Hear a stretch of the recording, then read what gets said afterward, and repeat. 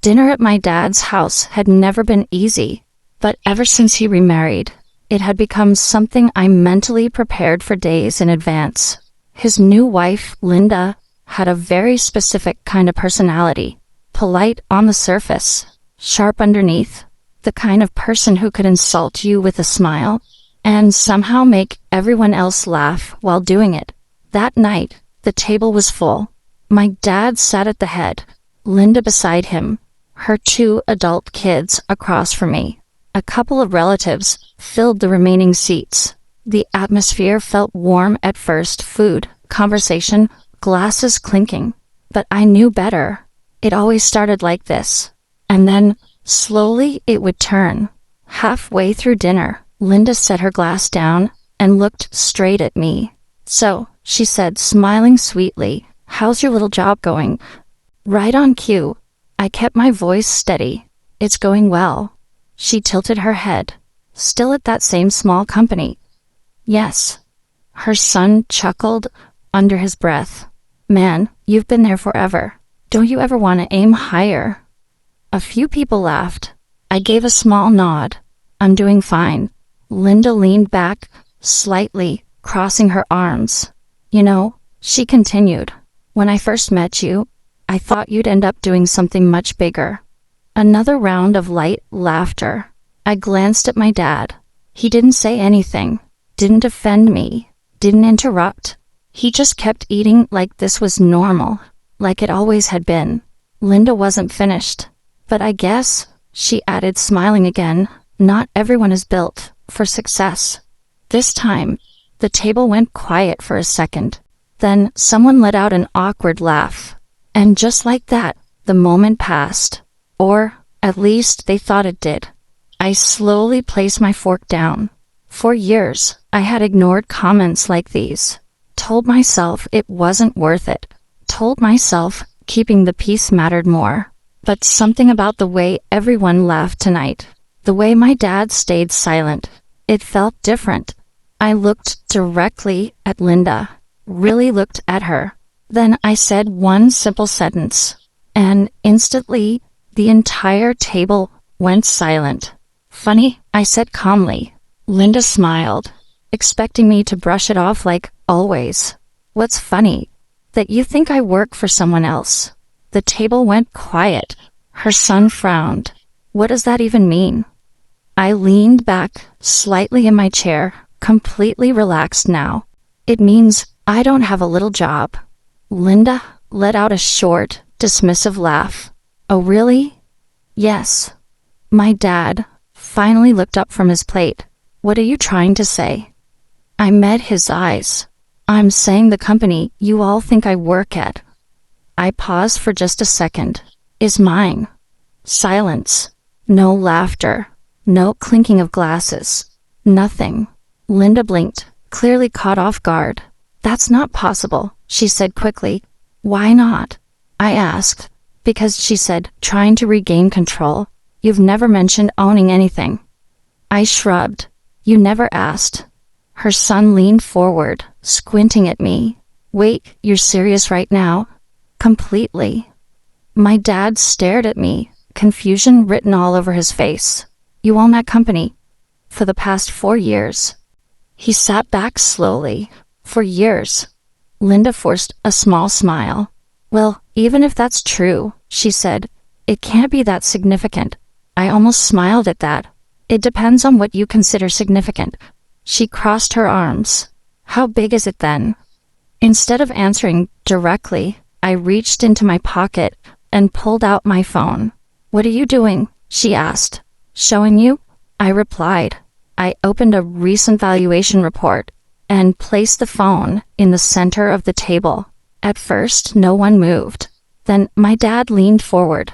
His eyes scanned the screen, and his expression changed immediately. "What is this?" he asked quietly. Linda hesitated before leaning in as well.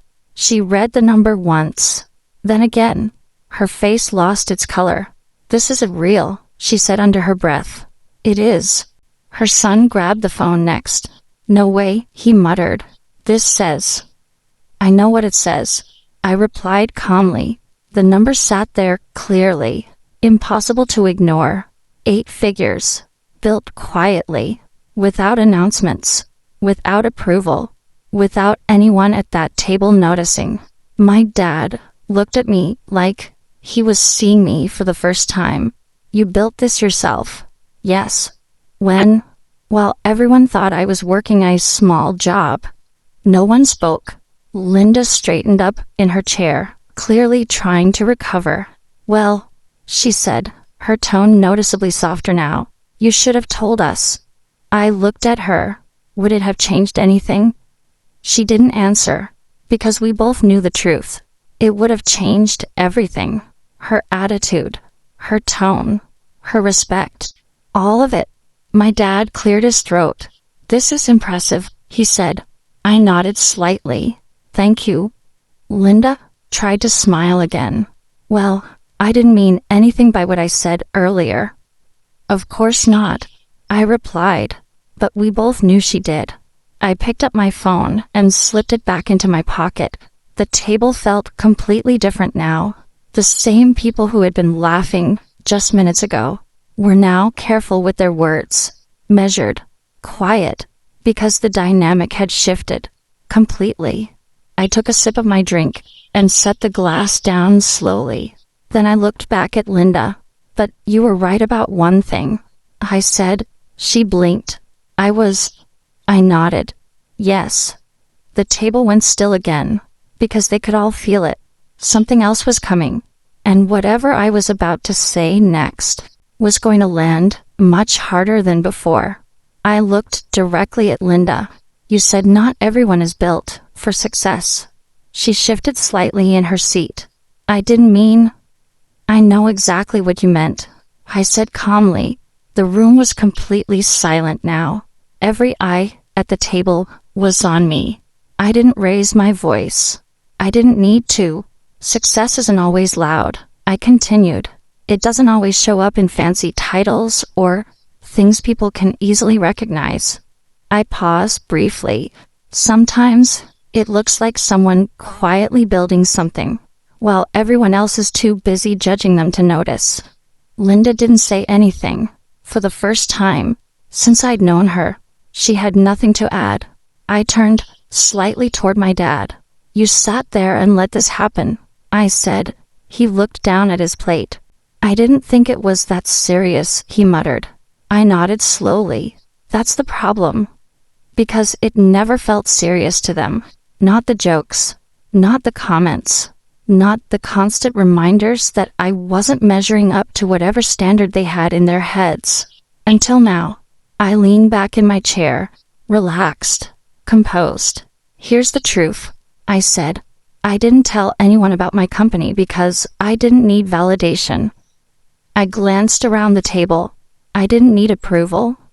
My eyes landed back on Linda, and I definitely didn't need to prove anything to people who had already decided who I was. No one spoke. The silence wasn't awkward anymore. It was heavy, real. I picked up my glass again. But you're right about one thing, I said, repeating her earlier words. She looked at me cautiously.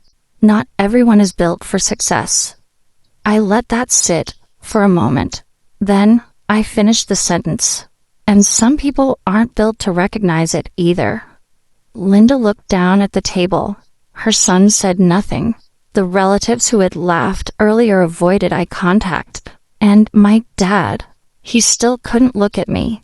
I stood up from my chair, not angrily, not dramatically, just calmly, because I had already said everything that needed to be said.